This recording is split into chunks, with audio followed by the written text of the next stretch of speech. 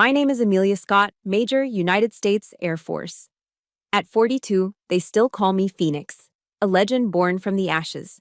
But today, in the briefing room at Vanguard Air Force Base, Colorado, that legend was being treated like a joke. When I walked in, Lieutenant Reeves, a young pilot who could have been my little brother, looked me up and down and smirked. "Sorry, Major, this is the flight squadron briefing. Were you maybe looking for the admin office to make coffee?" A wave of snickers rippled through the room, but the deepest cut came from Lieutenant Colonel Jake Harmon, our commander. He clapped Reeves on the shoulder, laughing. "Now, boys, let's respect our elders. Major Scott used to be one hell of a pilot. Back in the day." He thought this public humiliation would bury me. But he didn't know. He was the reason I was here. And I brought with me a memory he tried to burn to ash 10 years ago. If you have ever been dismissed and cast aside by the very people you trusted most, let me know where you're from. Hit that like button. Because this story is about finding your voice when the whole world wants you to be silent. The briefing room at Vanguard Air Force Base smelled of two things: the acrid, slightly burnt coffee that fuels the Air Force, and testosterone. It was an atmosphere thick with the aggressive confidence of young men who believed they were immortal. Through the large plate glass window, the morning sun cast a brilliant glow on Pikes Peak, its stoic purple majesty a silent rebuke to the pettiness unfolding within these walls. I found a spot along the back wall, my posture ramrod straight, my flight suit crisp. It was a uniform I'd earned the right to wear through thousands of hours in the air and 2 combat tours. To them, it was just a costume on a museum piece. The words from Lieutenant Reeves weren't a surprise, not really. I had seen his type for 2 decades, the swagger that hadn't yet been tempered by fear, the arrogance that mistook experience for obsolescence. Were you maybe looking for the admin office to make coffee? The snickers that followed were predictable, the juvenile pack mentality of young wolves. My spine remained locked, my gaze sweeping across the room with a practiced coldness that betrayed nothing. But inside, a fist was squeezing my lungs shut. The air, already thin at this altitude, felt impossible to draw. The real blow, the one that landed with the force of a physical impact, was Harmon's. His laugh wasn't just joining in, it was an endorsement. "Let's respect our elders." He said it with a wide political smile, but his eyes, small and dark, held a flicker of genuine, malicious satisfaction. He was enjoying this. He was orchestrating it. My mind, trained to process threats in microseconds, categorized this one instantly. Not a physical enemy, but a political one, far more dangerous in the sterile corridors of a stateside base. I didn't say a word. In this arena, silence was my only armor. Decades of iron military discipline was the scaffolding holding me upright. This wasn't a show of disrespect for a superior officer. This was the calculated dismissal of a relic, a ghost they'd brought home and didn't know what to do with, other than wait for her to fade away. The suffocating silence was shattered by a new voice, one that carried the effortless authority of true command. "Major Scott, good to have you back, Phoenix 1. Colonel Mason, the base commander, stood in the doorway. He was a tall, lean man with a face carved from granite and eyes that missed nothing. He didn't shout, but his voice cut through the tension like a laser. The snickers died instantly. Lieutenant Reeves's smirk evaporated, his face paling slightly. The call sign: Phoenix 1. Hearing it from the highest authority on this base was like a splash of ice water on the room. It wasn't just a nickname, it was a title, a piece of history that every pilot in that room had heard stories about. Harmon's transformation was immediate and seamless. The smug commander vanished, replaced by an attentive, almost fawning subordinate. "Sir, we were just getting started." He strode over to me, placing a hand on my shoulder in a gesture of false camaraderie that made my skin crawl. "Colonel, I was just welcoming Major Scott to her new role." He turned back to the room, his voice now booming with forced enthusiasm.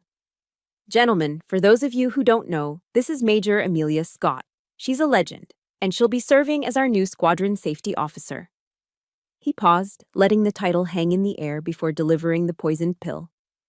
"Her role will be primarily supervisory, of course, observing and reporting, She won't be interfering with our operational tempo.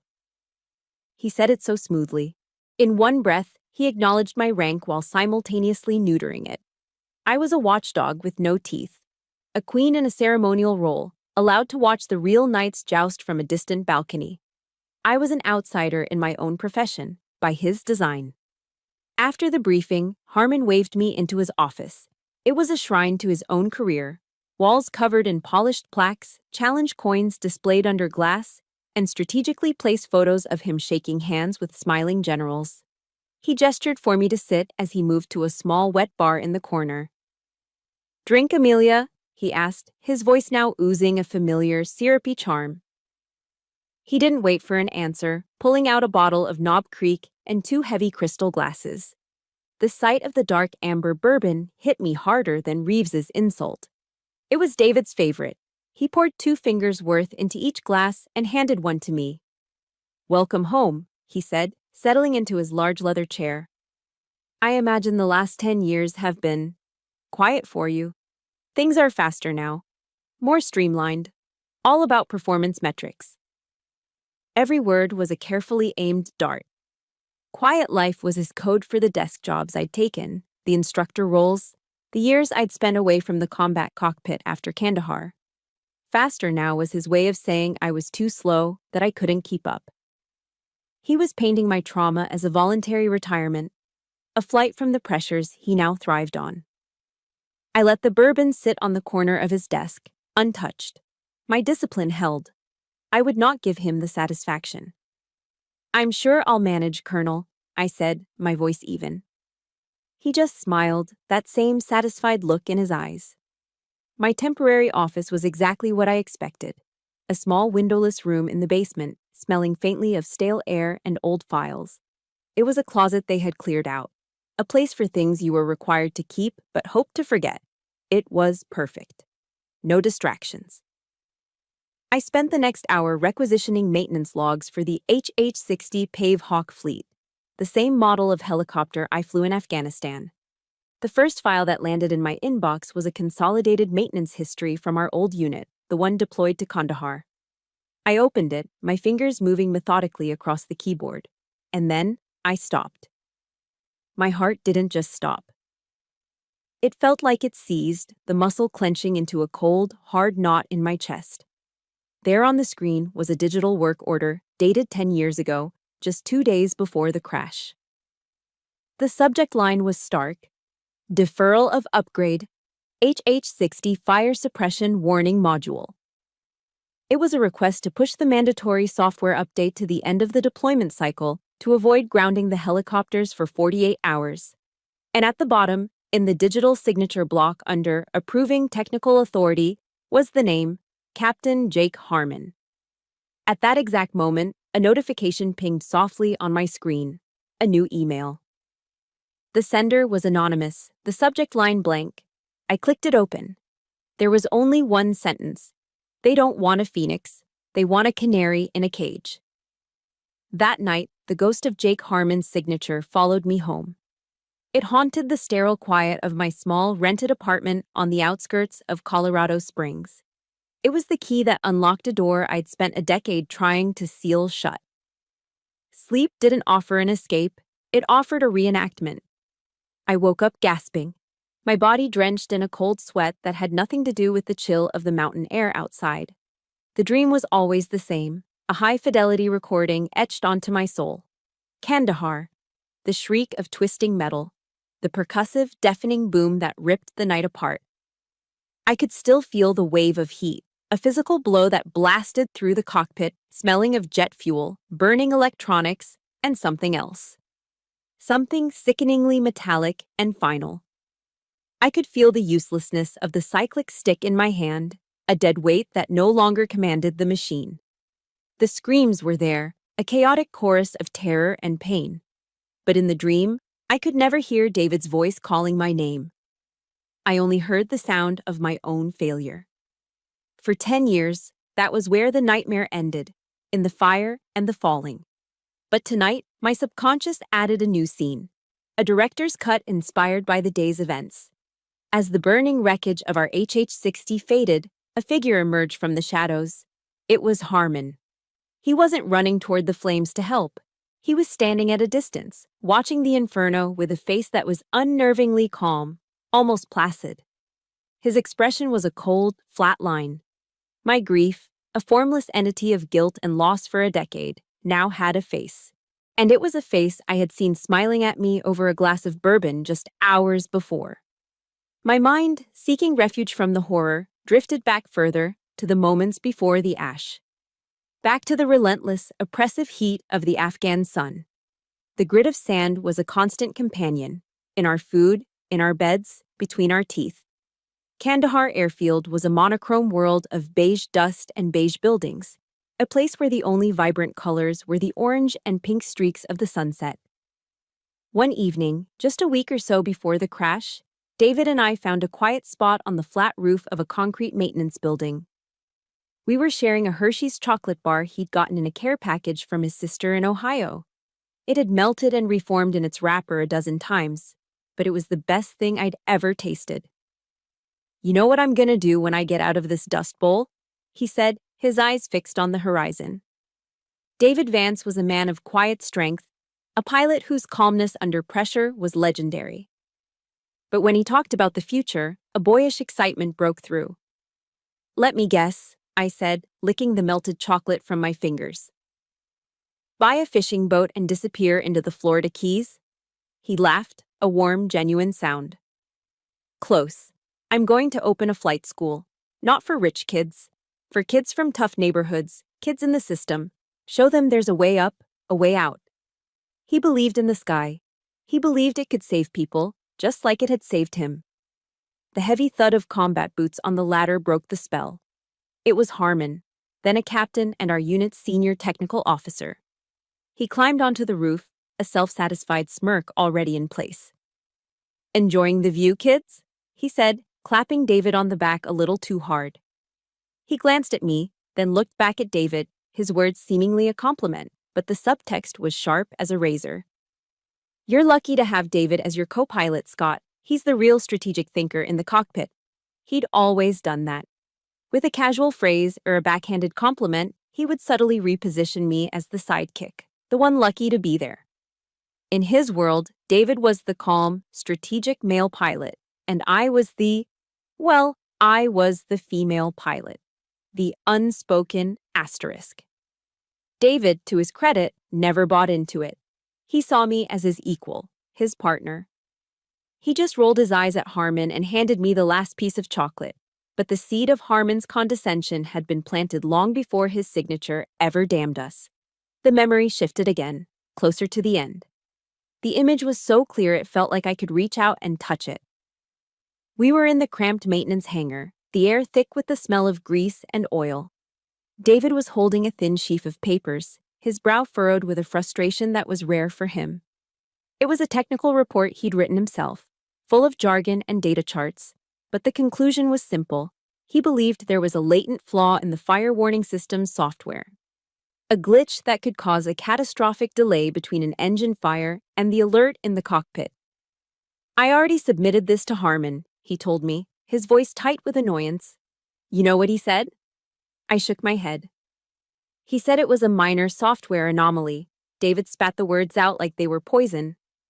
"Told me we couldn't afford to let trivialities impact our mission tempo. He buried it. Just buried it." And then came the part that had gnawed at me every single day for 10 years. I remembered what I said next. I remembered the exhaustion, the desire for things to just be simple for once. I remembered trusting the chain of command more than I trusted my own partner.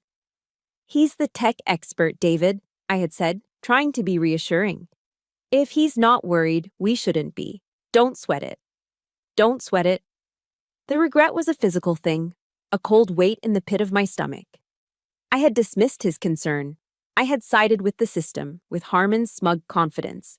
I had failed him long before the engine did. Back in the cold darkness of my apartment, I sat up and swung my legs off the bed. I walked over to my duffel bag and pulled out a small, worn leather pouch. Inside was the only thing I had recovered from his personal effects. His dog tags. They were warped and blackened by the fire, the edges melted and smooth. I clenched them in my fist, the metal cool against my sweat-slicked palm. His last words to me echoed in my mind. It was right before that final flight, during our pre-flight checks. I'd been unusually tense, a knot of anxiety in my gut I couldn't explain. He must have seen it on my face. He leaned over and bumped his helmet against mine. "Fire's not the enemy, Amelia," he'd said, his voice calm and steady in my headset. "Fear is. Don't let it make your decisions for you." For 10 years, I had let it. I had let fear and guilt and a soul-crushing sense of survivor's shame make every decision for me. I had retreated into quiet, safe roles.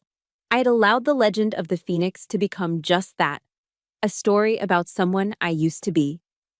I had stayed silent.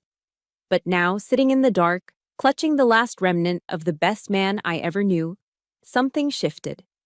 The humiliation in that briefing room, the condescending smile on Harmon's face, and his signature on that digital death warrant, they hadn't buried me. They had acted like a defibrillator, shocking a part of me I thought was long dead back to life. The Phoenix wasn't a myth.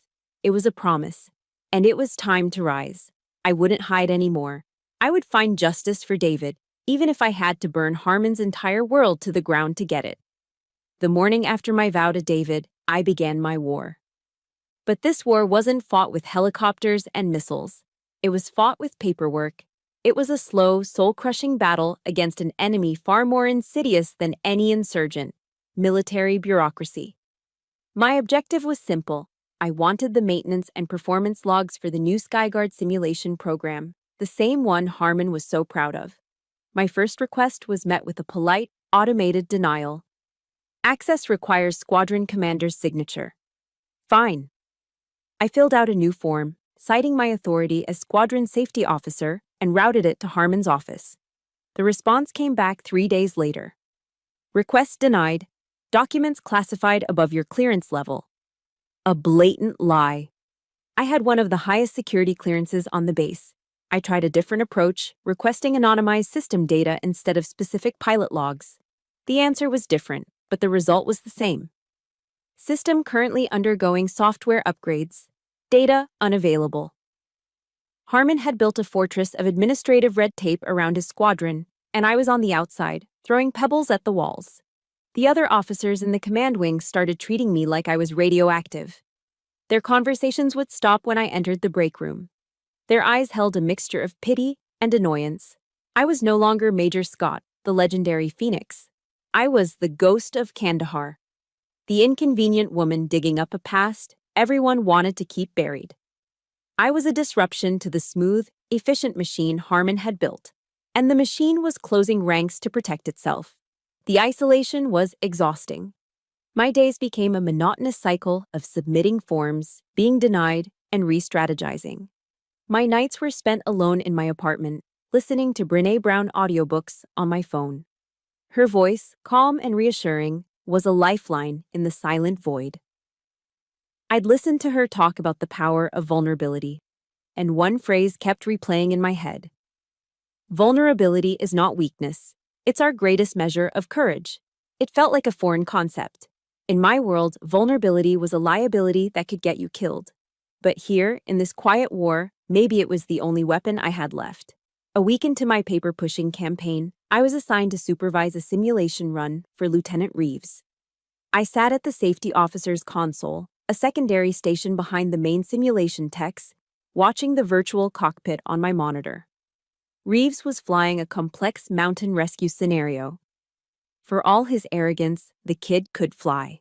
He was smooth, precise. And then I saw it. A flicker on my diagnostic screen that wasn't part of the scenario. The engine temperature for the virtual HH-60 was climbing, slowly at first, then rapidly. It was an impossible rate of increase, a clear indicator of a catastrophic oil leak. But on the main cockpit display in front of Reeves, the warning light remained dark. My blood ran cold. It was happening again. The same sequence, the same failure to warn. My hand shot out and slapped the emergency stop button. The simulation froze. The roar of the virtual rotors died, plunging the room into an abrupt, confusing silence. Reeves ripped his helmet off, his face flushed with anger.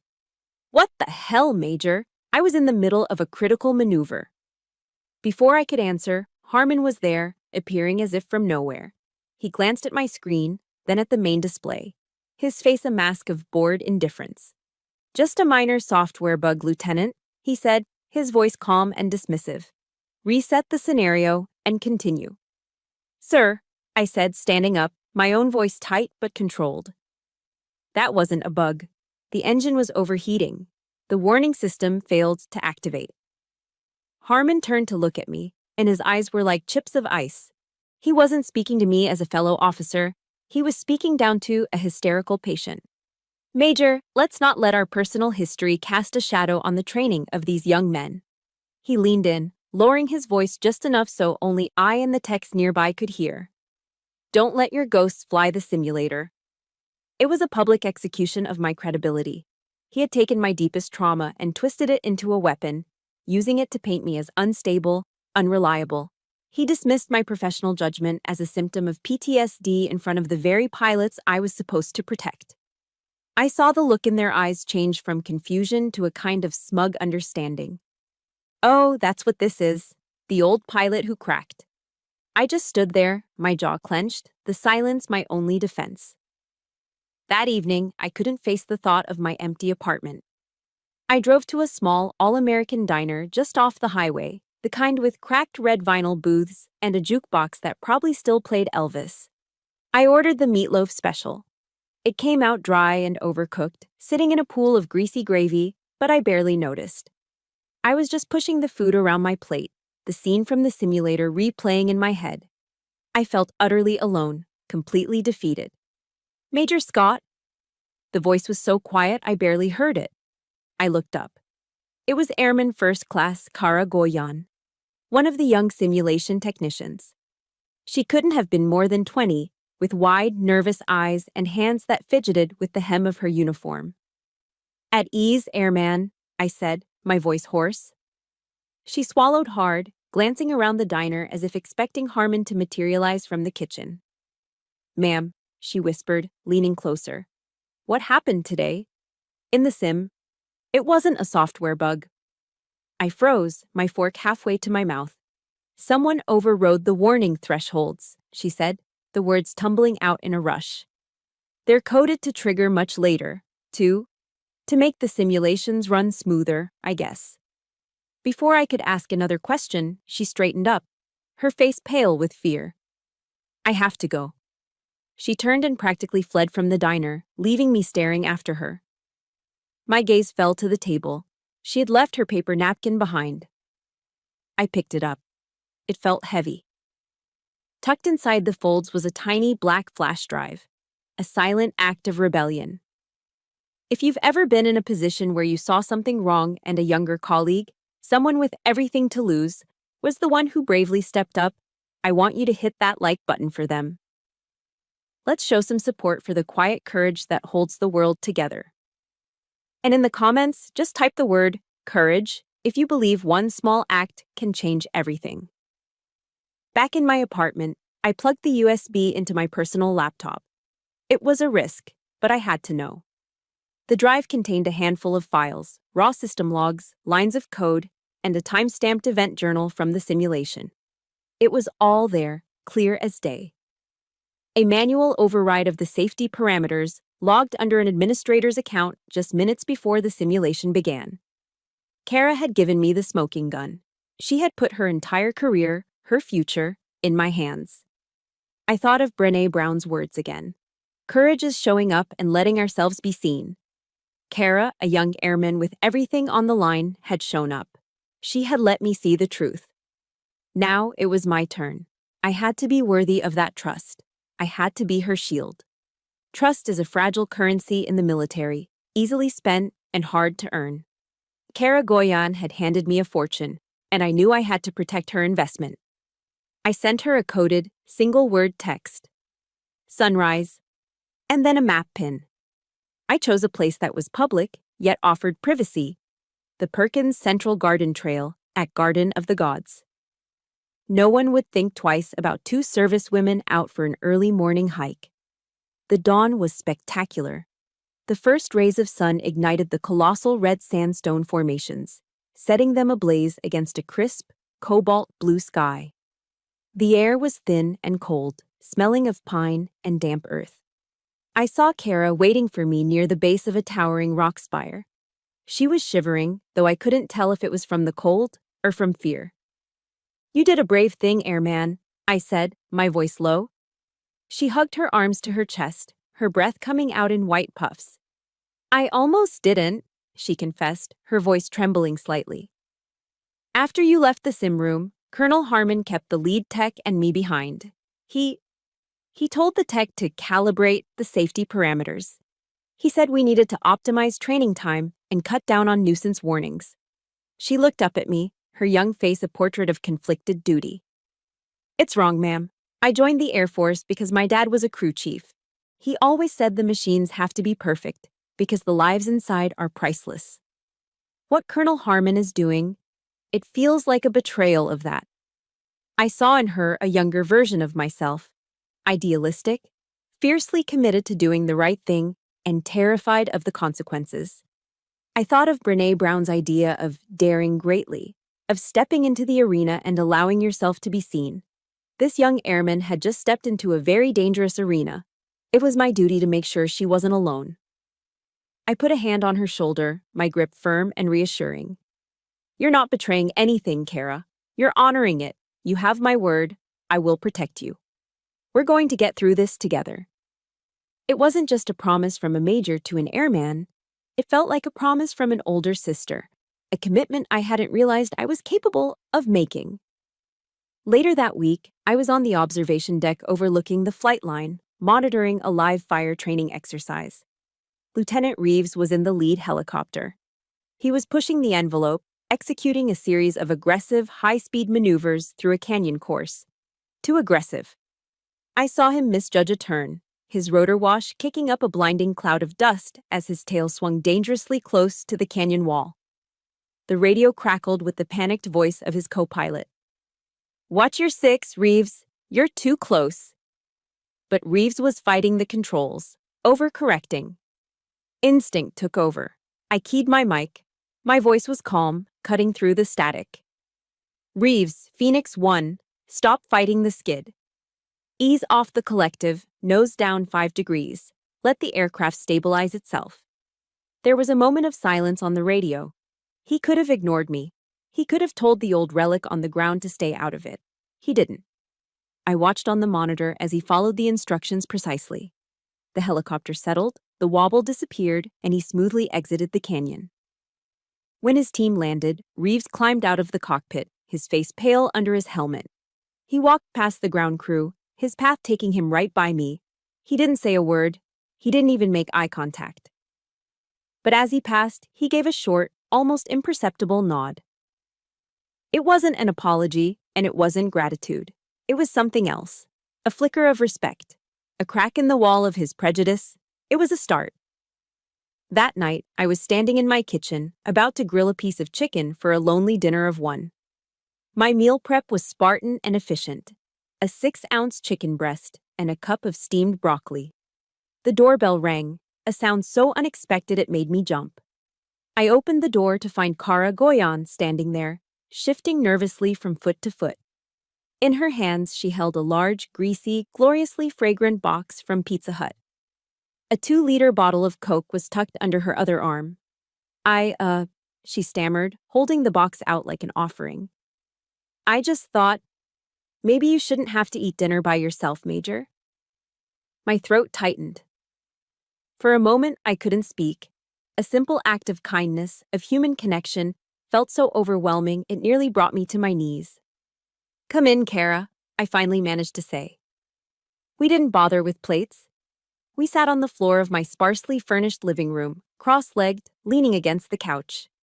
We ate pepperoni pizza straight from the box and drank Coke from red plastic cups. She told me about her family back in Michigan, about how she'd joined the Air Force to pay for college and make her dad proud. And for the first time in 10 years, I found myself talking about David. Not about the crash, but about him. About his terrible jokes, his obsession with the Chicago Cubs, and his dream of opening a flight school. We were an unlikely pair, a 42-year-old major with more ghosts than furniture, and a 20-year-old airman with a dangerous secret. But in that small apartment, surrounded by the smell of cheap pizza, we had formed a temporary family, a tiny alliance held together by courage and mutual respect. It was a warmth I hadn't felt in a very long time.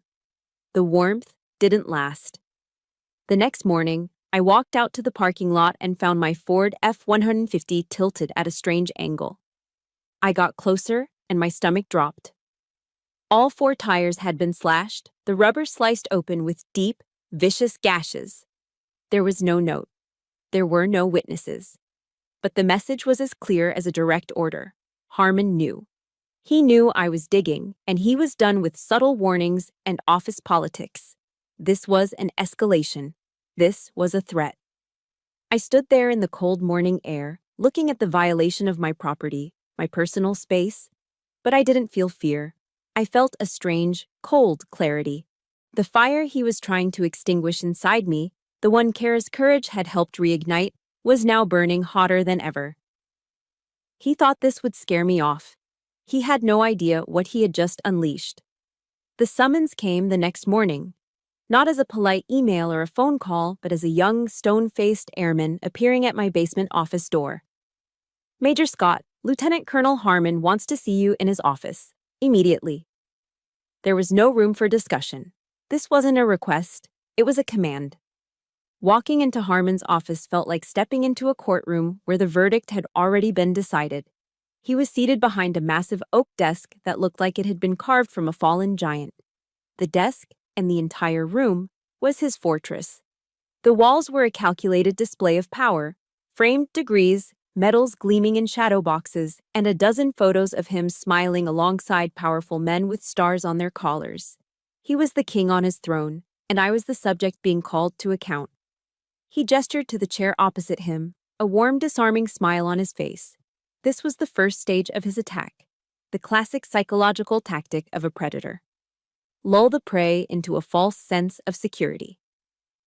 "Amelia, have a seat," he said, his voice smooth as silk. "How are you settling in? I hope the incident with your vehicle wasn't too much of an inconvenience. Vandals, you know." "Terrible."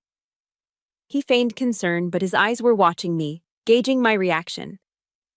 I gave him nothing.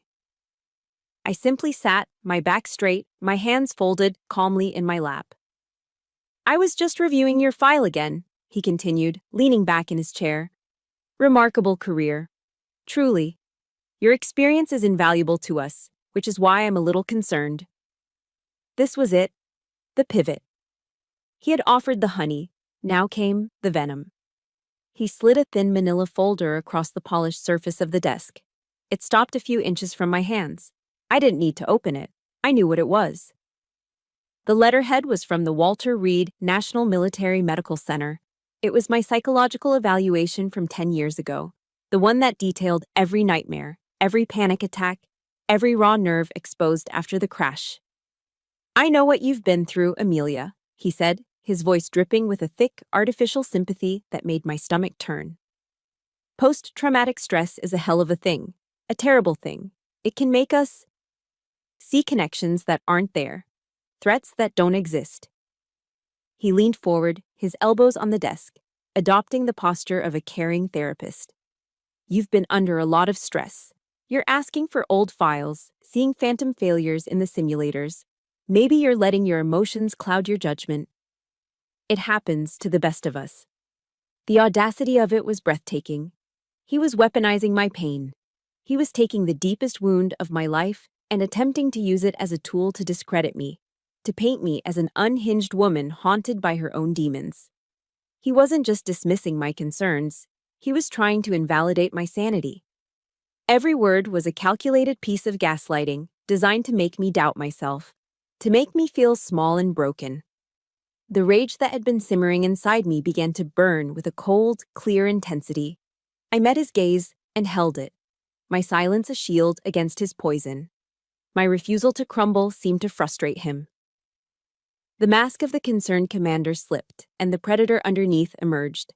His voice dropped, losing its warmth and taking on the hard, sharp edge of tempered steel.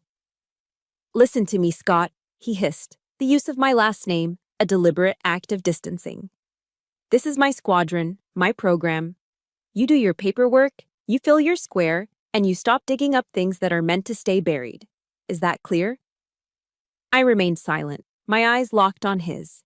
He slammed his hand flat on the desk, the sound cracking through the quiet office like a gunshot. David is dead. It was a tragedy, an accident. Accept it.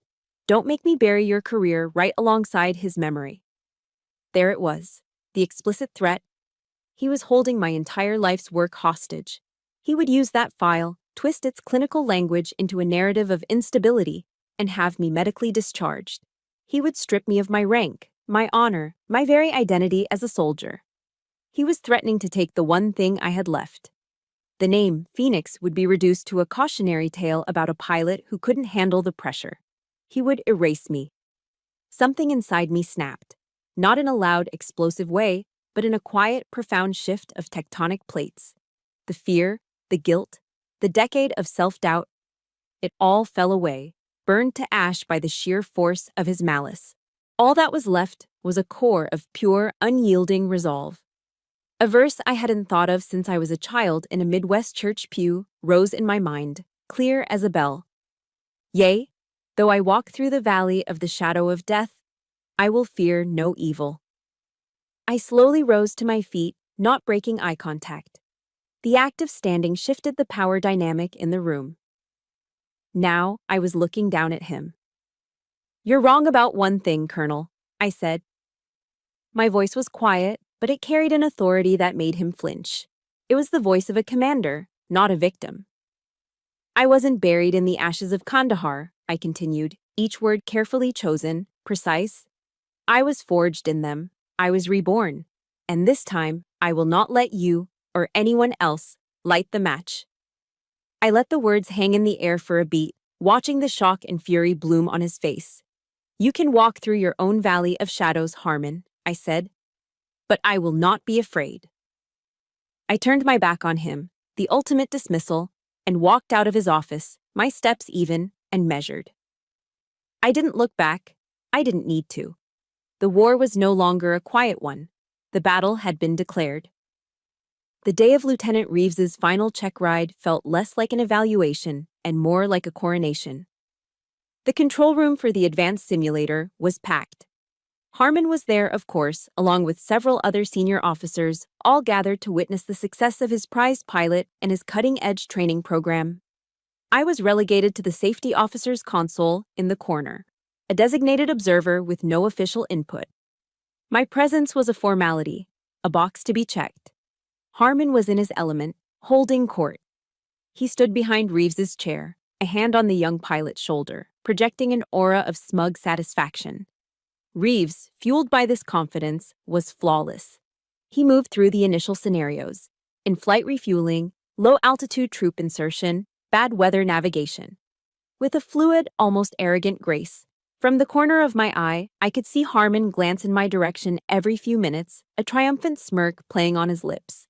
His expression was clear. See? My system is perfect. You and your ghosts are irrelevant. The air in the room was thick with a self-congratulatory confidence that made my skin prickle. Then, the final scenario initiated. The words flashed on the instructor's screen. Dual engine fire on takeoff. It's one of the worst-case scenarios a pilot can face. A catastrophic failure at the most vulnerable moment. In the simulator, a sudden jolt shook the cockpit. Red lights, which should have been flashing, remained dark. But the audio alarms began to scream. A chaotic symphony of synthesized warnings and urgent pre-recorded voices. Engine 1 fire, Engine 2 fire, Mayday, Mayday, Mayday. This is where training is supposed to take over. Muscle memory. The methodical, practiced calm that separates pilots from passengers. But Reeves had been trained in a flawed system. He'd been conditioned by safety parameters that were designed to be ignored. Instead of immediately cutting fuel to the engines and initiating the fire suppression systems, he reacted with a fatal instinct. He tried to outfly the problem. He pulled back on the cyclic, trying to gain altitude to power through the failure. It was the single worst thing he could have done. The virtual HH-60 now a powerless glider with two flaming engines, lost all lift. On the main screen, the horizon began to spin violently. The helicopter entered an unrecoverable death spiral. The altitude reading on the display was plummeting. 1,000 feet, 700, 500. In the control room, the smug confidence evaporated, replaced by a stunned, horrified silence. Reeves and his co-pilot were frozen, their faces ashen, their hands locked on the controls as they stared at their impending doom. And Harmon. Harmon was useless. He just stood there, his mouth slightly agape, his eyes wide with disbelief. The architect of the system was paralyzed, unable to utter a single command as his creation spiraled into the ground.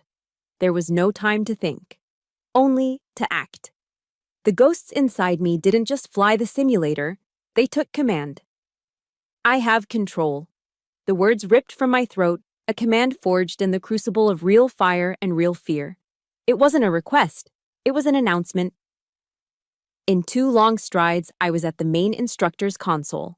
I didn't push the technician aside, I moved him with the force of my presence. My hands flew across the panel, a blur of motion. It was pure instinct, a decade of suppressed experience roaring back to life. Engine 1 fuel cutoff, engaged. Engine 2 fuel cutoff, engaged. Fire suppression system, discharged. Main rotor disengage, auto rotation entry. The movements were precise, economical, drilled into me by hundreds of hours of real-world emergencies. I fought the virtual aircraft, wrestled it back from the brink, stabilizing the spin and guiding the dying machine into a controlled crash landing. The screen showed a hard impact, a shower of digital sparks, and then it all went black. The alarms cut out. The room was plunged into a ringing, absolute silence. For a long moment, nobody moved. Nobody breathed. Then I straightened up and turned around. I looked first at Reeves. He was trembling, his flight suit soaked in sweat, his eyes wide with the raw terror of a man who had just watched himself die.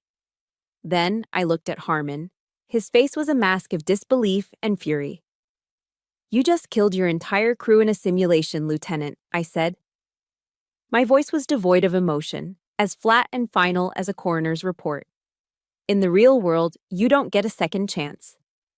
Harmon finally found his voice, his rage boiling over in an attempt to reclaim his lost authority. "Major, you have overstepped your authority," he snarled, taking a step toward me. I didn't flinch. I didn't raise my voice. I looked him dead in the eye, and the full weight of my experience, my loss, and my righteous anger was in that gaze. "Your authority doesn't mean a damn thing when the laws of physics are in play, Colonel," I said, my voice dangerously quiet. "Your careless training and your doctored parameters almost got them killed. Here. Today." I think we've all had a moment where we had to step up and take control because the person in charge was failing. It's a terrifying and empowering feeling. If you know that feeling, if you've ever had to be the one to fix a mess that wasn't yours, hit that like button.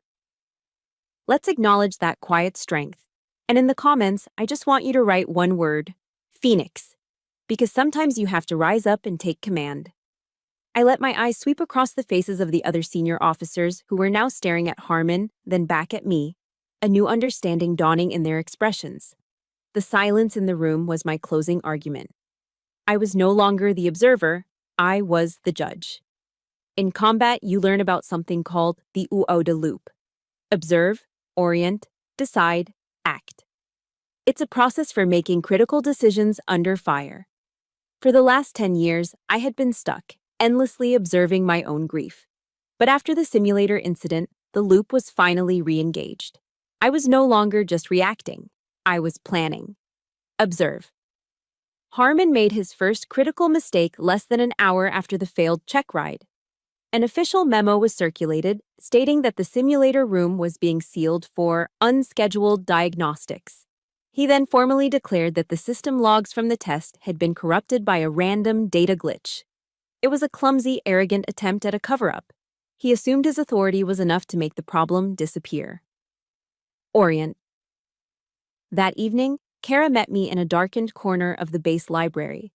She didn't say a word, just slid a slim, black external hard drive across the table.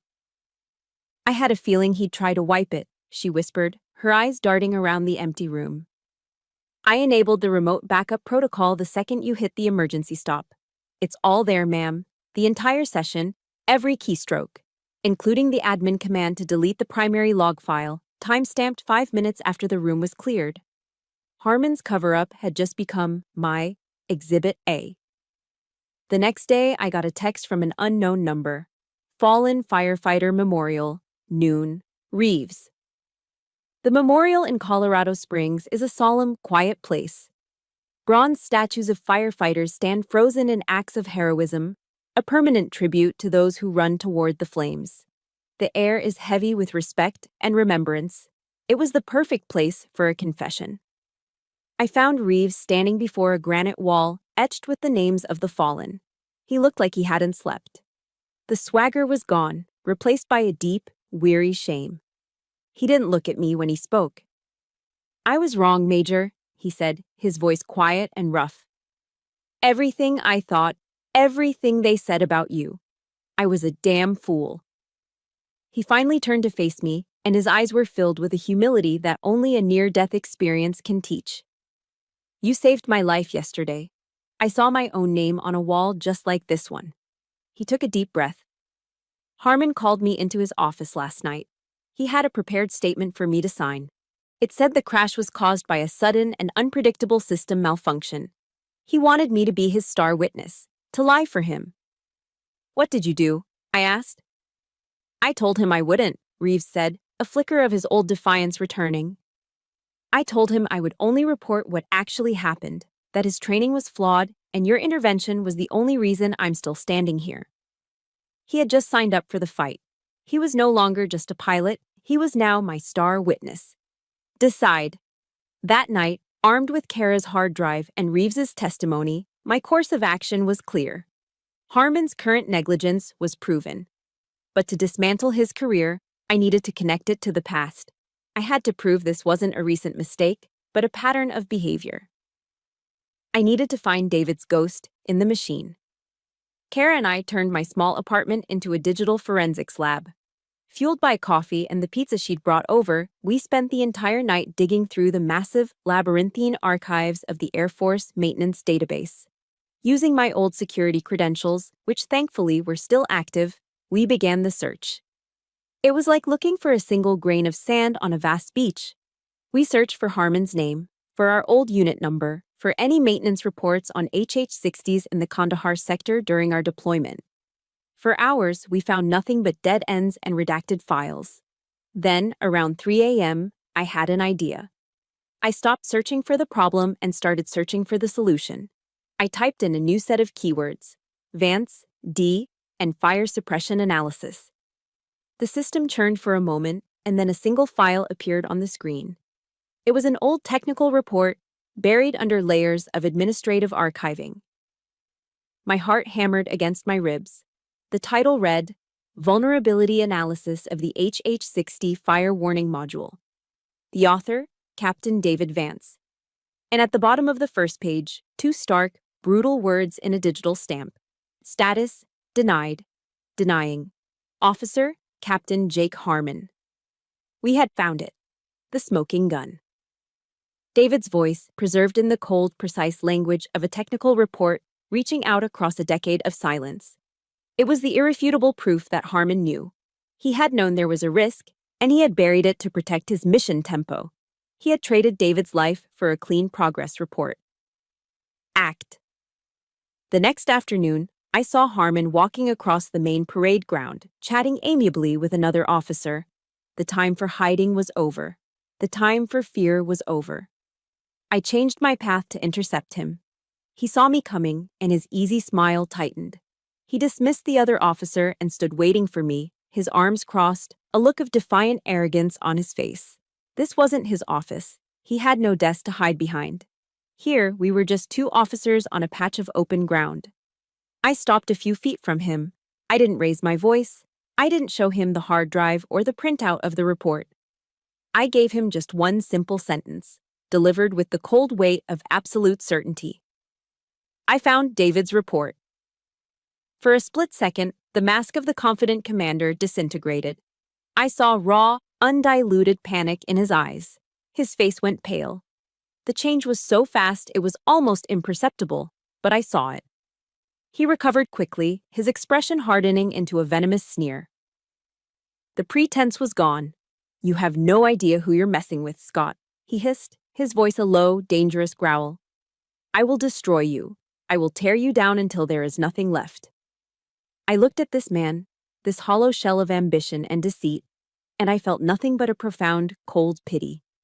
The fire he was threatening me with was the same fire I'd been living in for 10 years. "You can't destroy something that's been forged in fire, Harmon," I replied, my voice calm and steady. He had no power over me anymore. This is over. After my final confrontation with Harmon, I laid all my cards on the table. I went directly to Colonel Mason, presented him with the hard drive, Reeves's statement, and a copy of David's decade-old report. An official inquiry was launched. The hearing was scheduled for the following week. The night before the hearing, the fire alarms across the base erupted in a deafening, high-pitched scream. My heart seized. I threw on my boots and ran outside.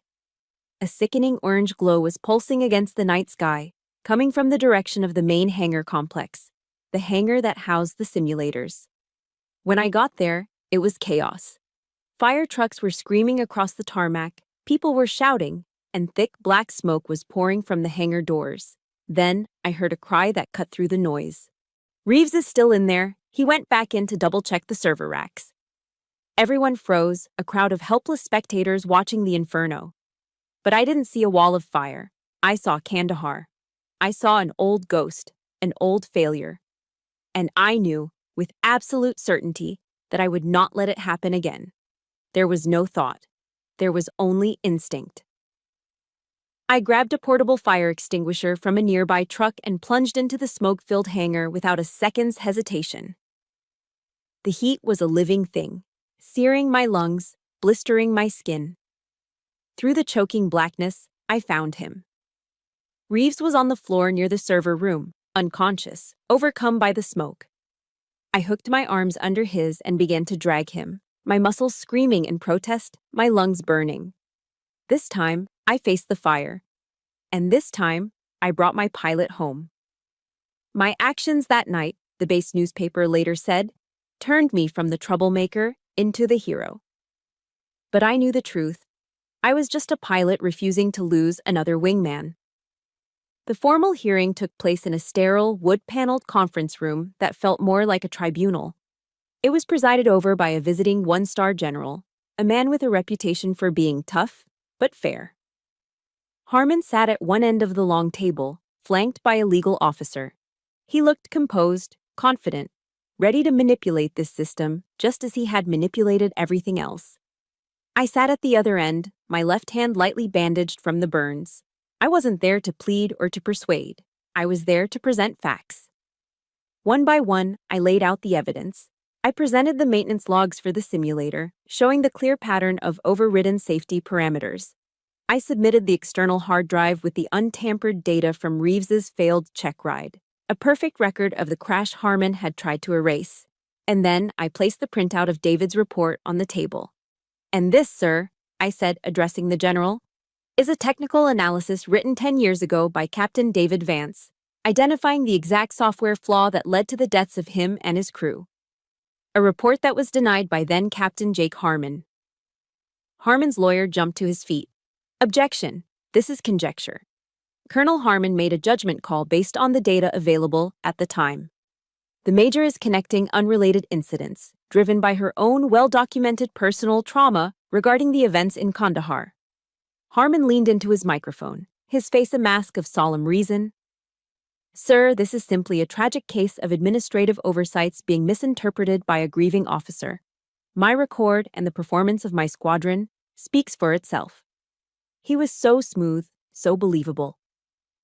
For a moment, I saw a flicker of doubt in the general's eyes. "General," I said, my voice steady, "I have one final piece of evidence."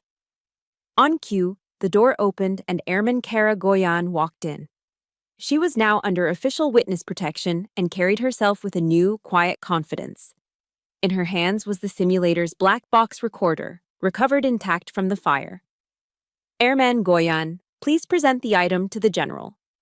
Kara placed the hardened steel box on the table. Sir, she said, her voice clear.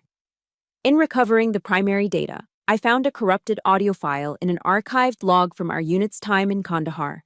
I was able to restore it. My heart was pounding. This was it. David's last stand. The file appears to be a voice note left by Captain Vance for Captain Harmon on the internal maintenance comms channel, logged the day before the crash. With your permission, sir, I'd like to play it. The general nodded. Proceed. I hit play on the laptop connected to the room's speakers. A crackle of static filled the room, and then his voice, David's voice, clear and strong and alive, echoing across a decade of silence. Jake, it's Vance. I'm looking at this fire suppression module again. The diagnostic is still flagging it. This isn't a glitch, man. There's a real problem here. If we keep flying without addressing this, and something happens, we're not just negligent. We're complicit. Call me back. The room was utterly silent. It was a voice from the grave, a direct, irrefutable accusation. The color drained from Harmon's face. He looked like he'd been shot. The calm, confident facade crumbled into a mask of pure, abject panic. And then, the door at the back of the room opened again. Lieutenant Reeves walked in, his arm in a sling, a bandage on his forehead. He walked to the center of the room, came to attention, and rendered a sharp salute, not to the general, but to me. Sir, Reeves said, turning to the general, I am here to state for the record that Lieutenant Colonel Harmon personally ordered me to sign a false statement regarding the cause of my simulator crash. I refused then, and I am here now to tell the truth. It was over. The lies had completely unraveled. The voice from the past and the testimony of the present formed an inescapable cage of truth around Jake Harmon. The general stood up slowly. He stared at Harmon, and his eyes held a look of such profound contempt that it seemed to physically shrink the man in his chair. He didn't even speak to him. He turned his gaze to me, and the hardness in his expression softened. Major Scott, he said, his voice resonating with authority and something else. Respect. Welcome back, Phoenix. The sky needs pilots like you. Justice had been served. The weeks following the hearing were a blur of official proceedings and quiet congratulations. The adrenaline of the fight faded, leaving behind a strange, hollow calm. Victory, I discovered, was much quieter than the battle. 3 months later, the final judgment came down.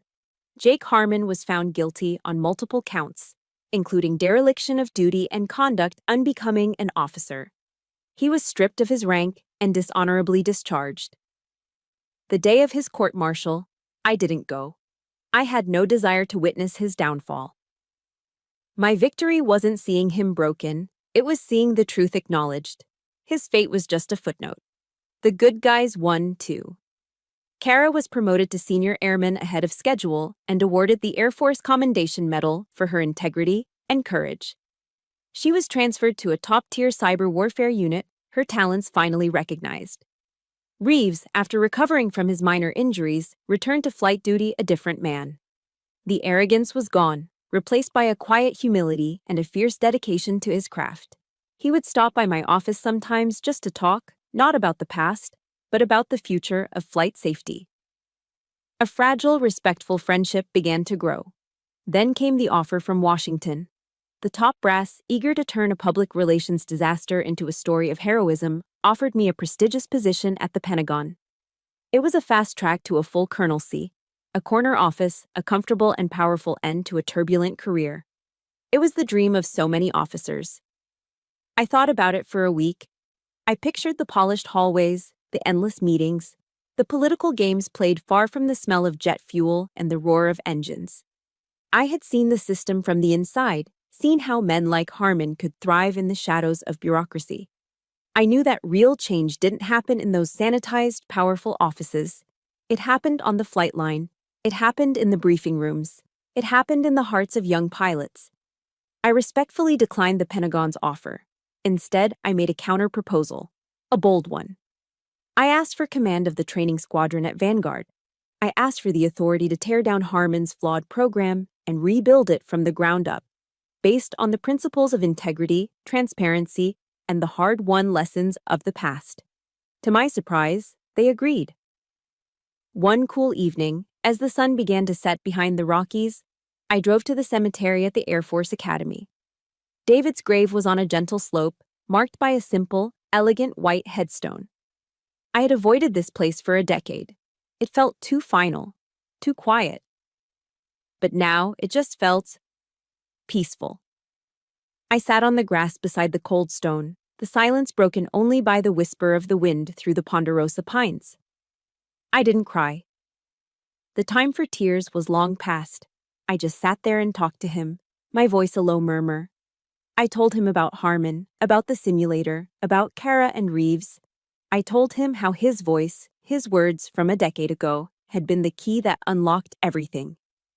"I did it, David," I whispered, my fingers tracing the letters of his name carved into the marble. I finally stopped letting fear make my decisions for me. From the leather pouch I always carried, I took out his burnt dog tags. For 10 years, they had been a physical weight in my pocket, a constant, heavy reminder of my failure. I gently placed them on top of his headstone, a final offering. But as I pulled my hand back, my fingers hesitated. I picked them up again. The metal felt different in my palm. It wasn't a burden anymore. It was a part of me. A reminder not of loss, but of the truth we fought for. I slipped them back into my pocket. That night, back in my apartment, I did something I hadn't done since I was a young cadet writing home to my parents. I sat down and wrote a letter. It wasn't on a computer. I used a simple pen and a sheet of plain white paper. The letter had no recipient, no address. It would never be mailed. The salutation was simple. To the woman I was. I wrote to the 32-year-old Amelia Scott, the one who was so full of confidence and so blind to the quiet corruption around her. The one who had trusted the system, who had told her best friend not to worry. I wrote to the woman who had spent 10 years carrying a cross of guilt that wasn't entirely hers to bear. I told her that she wasn't stupid for trusting someone. I told her that she wasn't weak for believing in the chain of command. I told her she had been exhausted and scared and had done the best she could with what she knew at the time. I wrote about the crash, not as a failure, but as a crucible. A fire that had burned away her naivety and left something stronger in its place. And then, I wrote the 2 most difficult words of my life. I forgive you. By forgiving that younger version of myself, I felt a profound shift, a release I hadn't known was possible. It was as if I'd been holding my breath for 10 years and could finally exhale. I wasn't just freeing myself. I was finally letting David's spirit rest, separating the memory of the man I loved from the tragedy that took him. I folded the letter, placed it in a small wooden box with the old letters he had sent me, and closed the lid. The prison of the past had finally lost its hold. The work of rebuilding is slow, quiet, and deliberate. It doesn't have the adrenaline of a battle or the drama of a hearing. It's the meticulous work of laying one brick at a time, ensuring the foundation is solid enough to withstand any storm. My new command was that foundation. We called the new training curriculum the Phoenix Directive. It was more than just a syllabus. It was a philosophy. We still taught the advanced flight mechanics, the emergency procedures, the hard skills that keep you alive at 500 feet. But woven into every lesson was a focus on the things Harmon's program had ignored: integrity, accountability, and the brutal honesty of crisis decision-making. We created scenarios where the right choice wasn't the easy one, where admitting a mistake was valued more than feigning perfection. We taught our pilots that the most important instrument in the cockpit wasn't on the control panel. It was their own moral compass. Kara, before she left for her new post, volunteered her time to help me design the new simulation protocols. She built in safeguards and transparent logging systems that made it impossible for anyone to ever manipulate the data again. And the first student to enroll in the pilot course, the first to test the new system, was Lieutenant Reeves. He wasn't just a student, he was a testament to the program's purpose. He was living proof that we could learn, that we could change, that we could be better. We weren't just training pilots anymore. We were forging leaders who understood that courage wasn't the absence of fear, but the choice to do the right thing in spite of it. One evening, I was in my new office, one with a window overlooking the flight line, when an email popped up on my screen. It was from Reeves. The subject line read, "Training Sortie Report." The body of the email was a concise, professional summary of a successful high-altitude rescue simulation he'd just completed. But it was the closing that made me stop. He had signed off with his new official call sign. It read, "Respectfully, Lieutenant Scott Reeves, Vector." Vector, not Vance. Something new but with a clear direction, a clear lineage.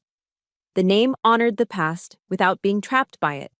It was about moving forward, carrying the best parts of what came before into the future. I leaned back in my chair and smiled, a genuine, unburdened smile. David would have been proud of this kid. His legacy wasn't just a memory, it was alive and flying in the next generation. The story ends as it began, in the sky. A few months later, I'm sitting in the left seat of a brand new H-60W Pave Hawk, the latest and greatest version of the bird that has defined my life. The smell of the cockpit is different. Less oil and metal, more clean electronics and composite materials. But the soul of the machine is the same.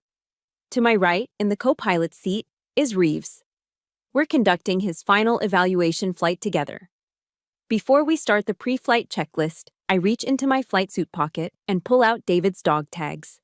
The metal is still warped and blackened, a permanent scar. But it no longer feels heavy with grief. Using a small strip of military-grade Velcro, I secure the tags to a flat, open space on the main instrument panel, right next to the attitude indicator. They're not a memorial to the past anymore. They're a compass for the future. I look at them not with pain, but with a quiet, profound gratitude. "Ready to fly, Vector?" I ask, my voice calm in the headset. "Ready, Phoenix," he replies, his voice steady and confident. I run through the checklist, my hands moving with an easy, familiar grace over the controls. With a final flick of a switch, the twin turbine engines wind to life, the rotor blades beginning their slow, powerful sweep, turning the air into a blur above us. As I gently pull up on the collective, the powerful machine lifts off the ground, light as a feather. We climb, leaving the hard lines and shadows of the base behind. Below us, the vast expanse of Colorado Springs begins to shrink, and ahead, the sun is just beginning to crest the horizon, painting the sky in brilliant strokes of orange, pink, and gold. For the first time in a decade, I feel a sense of peace so complete it's almost overwhelming. I finally understand what it truly means to bring them home. It wasn't just about getting your crew back to base. It was about the long, difficult journey of bringing your own soul back from the fire. The smoke has cleared, the ghosts have been laid to rest, and ahead of me, there is nothing but a clear, blue, wide-open sky. I'm no longer flying to escape something. I'm flying because it's who I am. It's where I belong. I am, finally and truly, the Phoenix. That open sky wasn't just my new beginning. It's a reminder for all of us. My story started from a place of being dismissed and silenced, a feeling I know many of you have shared.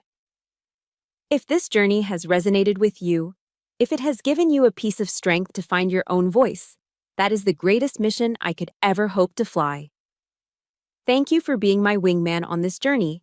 Please hit that subscribe button and turn on notifications, because there are so many more stories of resilience and justice to share. Your support helps keep these stories alive.